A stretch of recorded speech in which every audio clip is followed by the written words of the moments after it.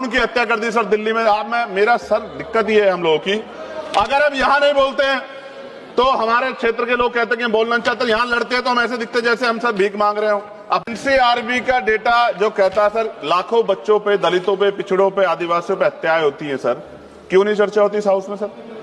क्या उनकी माओ को दर्द नहीं होता पैदा करते? क्या दलित, पिछड़े, आदिवासी सर इंसान नहीं है सर?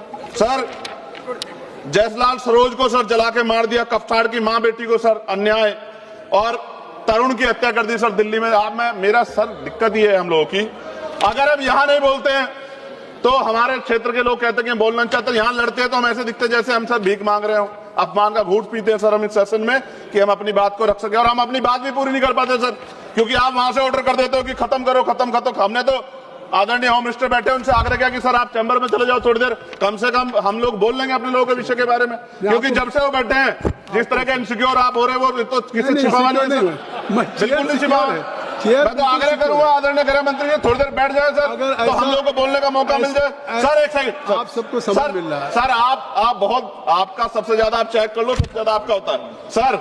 डिप्टी स्पीकर नहीं बनाया गया सर, चेयर और पैनल की जरूरत नहीं पड़ती आज, अगर डिप्टी स्पीकर बन जाता।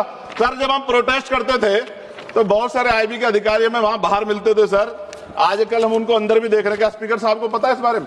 सर भारतीय संविधान के अनुच्छेद 98 में संसद के प्रत्येक सदन के लिए एक अलग से सचिवालय का प्रावधान है, ओवैसी साहब उस पर बात कर रहे थे। यह अनुच्छेद संसद के प्रशासनिक और विधायी कार्यों को स्वतंत्र रूप से संभालने के लिए कर्मचारी नियुक्त करने और उनकी भर्ती और सेवा शर्तों को संसद द्वारा कानून बनाकर नियंत्रित करने की शक्ति देता है। लेकिन महोदय पिछले 10-15 वर्षों से लोकसभा में सचिवालय के रिटायर्ड अधिकारी जो चला रहे हैं, जो कि पहले कभी नहीं हुआ, कभी डिस्कस नहीं होता।